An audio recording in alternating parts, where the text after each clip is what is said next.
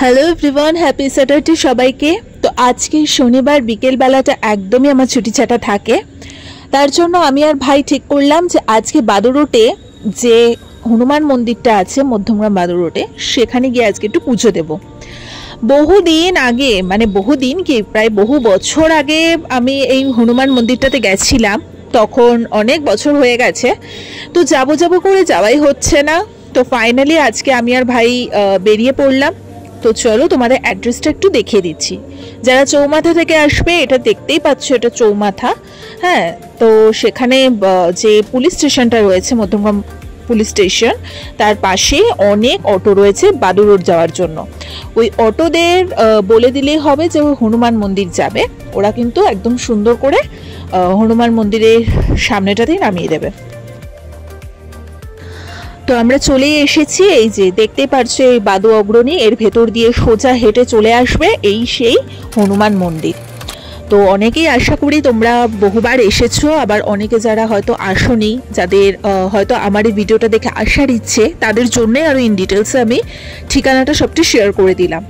So ভিতরে প্রাঙ্গণটা তোমরা দেখতে থাকো, অসম্ভব সুন্দর স্নিগ্ধ একটা মনোরম পরিবেশ। আজকে ওয়েদারটাও কিন্তু ছিল ভীষণ সুন্দর, বৃষ্টি তো হয়নি, উপরন্তু একটা ঠান্ডা ঠান্ডা মেঘলা ওয়েদার। আর বাইরে কিন্তু জুতো রাখার জায়গা আছে। আর আমরা সাথে করে মিষ্টি, তারপরে ধূপ, তারপরে মোমবাতি সমস্ত কিছু কিনে নিয়ে গেছিলাম। অবশ্য মন্দিরের বাইরেও কিন্তু প্রচুর এরকম দোকান আছে যেখান থেকে তোমরা কিনে নিতে পারবে, অসুবিধা নেই। তোমরা যদি ভাবো যে না কিনে নিয়ে যাবে না, ওখানে গিয়ে কিনবে, তারও ব্যবস্থা আছে। তো চলো আপাতত একটু একটু করে আমরা সন্ধ্যা আরতি দেখবো, ওখানে গিয়ে নিজের একটু পুজো করব, সবটাই তোমাদের সাথে একটুখানি করে শেয়ার করছি। তোমরা সাথে থাকো, দেখতে থাকো। তো প্রথমে ভাই একটু ধূপধুনো দেখিয়ে পুজো দিয়ে দেবে, তারপরে আমি দেব। তো মোটামুটি আজকে একটু সঞ্চিতার সাথে আসার কথা ছিল, সঞ্চিতাকে আমি বলেছিলাম, কিন্তু একটু কিছু কারণের জন্য ওর আজকে হয়নি। তো যাই হোক, ডেফিনেটলি এরপরে আবার যখন সময় টময় পাবো অবশ্যই আবার আসবো, অসুবিধা নেই। আমাদের তো আসা যাওয়া লেগেই থাকে, কোনো ব্যাপার না। আর এত সুন্দর না, মানে কি বলবো। আমাদের বসুনগরেও একটা হনুমান মন্দির রয়েছে, সেখানে আমি মাঝে মধ্যে যাই, কিন্তু এই মন্দিরটাতে প্রায় বহু বছর পর আবার আসলাম। এত সুন্দর, এত বড়, এত স্পেসিয়াস এবং ভীষণ মানে ভালো লাগলো আমার অনেকদিন বাদে। তো পুরোপুরি অনেকটা মনে হচ্ছে যে আমরা ইসকন, মায়াপুরের ইসকন মন্দিরে চলে এসেছি।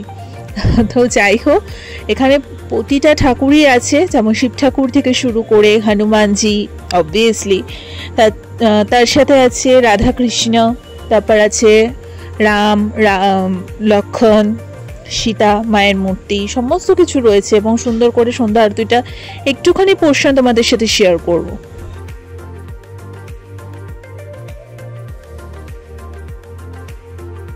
তোমরা নিজেরাই দেখে বলো, যারা ইসকন মায়াপুরে গেছো তাদের পুরো সিমিলার লাগছে কিনা। এত সুন্দর লাগছে, মানে মনে হচ্ছে সত্যিই হয়তো তার আদলে বানানো কোনো একটা মন্দিরে চলে এসেছি। তো মাঝে মধ্যে আমাদের কিন্তু এত জায়গায় তো আমরা মানে খাওয়া দাওয়া করে পয়সা উড়িয়ে দিচ্ছি, ঘুরতে যাচ্ছি, তো মাঝে মধ্যে একটু টেম্পল ভিজিট কিন্তু করাই যায়, মনটাও কিন্তু খুব ভালো লাগে। আলটিমেটলি যার জন্যই পৃথিবীতে আমাদের সবার আশা, তার কাছেই যদি একটু একটু আমরা না যাই তাহলে আর কি। অবশ্যই নিয়মিত তো আমরা লক্ষ্মীর আসনে পুজো আচ্ছা দিচ্ছি ঠাকুরকে, সেটা তো অবশ্যই একটা মানে বলার তো বিকল্প রাখে না, কিন্তু তাও আমাদের কিন্তু মাঝে মধ্যে একটু টেম্পল ভিজিট আমার মনে হয় ডেলিকার রুটিনের মধ্যে রাখা সবারই একটু করে উচিত। এটা আজকে আমি ভিডিওতে দেখাচ্ছি বলে বলছি না, আমরা এরকম প্রায়শই আমাদের এদিক ওদিক সেদিক টেম্পল আমাদের যাওয়া হয়েই থাকে, আমার ভিডিওতে আশা করি তোমরা দেখেইছো। তো আমি মানি, আর যেটা আমি মানি সেটা মানি, সত্যি কথা বলতে।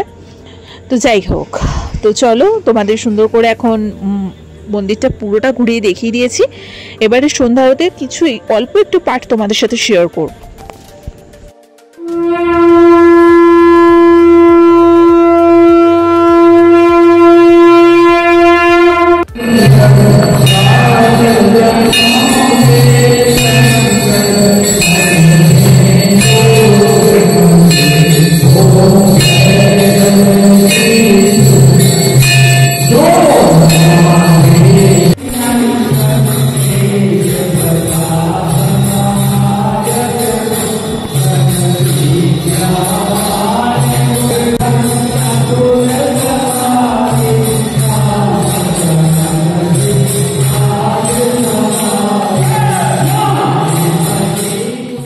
বহুক্ষণ মন্দিরে ছিলাম এবং এত সুন্দর সন্ধ্যা আরতি হয়েছে। ভোগ প্রসাদ নিলাম, শান্তির জল নিলাম, তারপরে পঞ্চপ্রদীপের আগুনের তাপ নিলাম, সবটা নিয়ে এখন টুকটুক করে বাড়ির দিকে যাচ্ছি।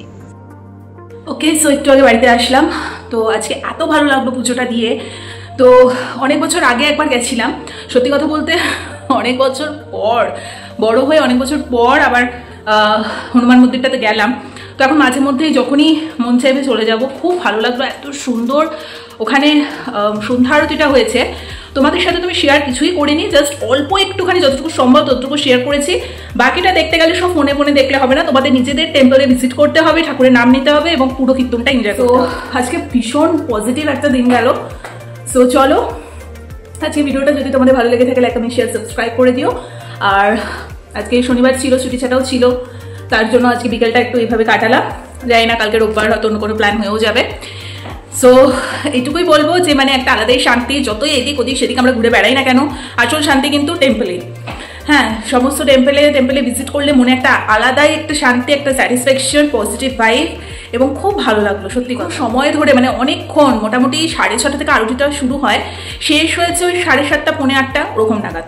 আর ভোগ যে অথেন্টিক যে ভোগটা ঠাকুরকে যে দেওয়া হয়, সে ভোগটা আমরা পেয়েছি এবং খুব ভালো লাগলো সত্যি কথা। চলো আবার নেক্সট আবার কোনো একদিন ধরো মনে হলো আবার চলে যাব।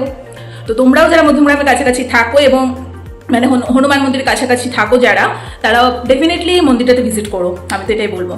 আর টাইমিং বলতে মোটামুটি আরতির টাইমটা 6:30 থেকে 7:30 পৌনে 8টা ওরকম।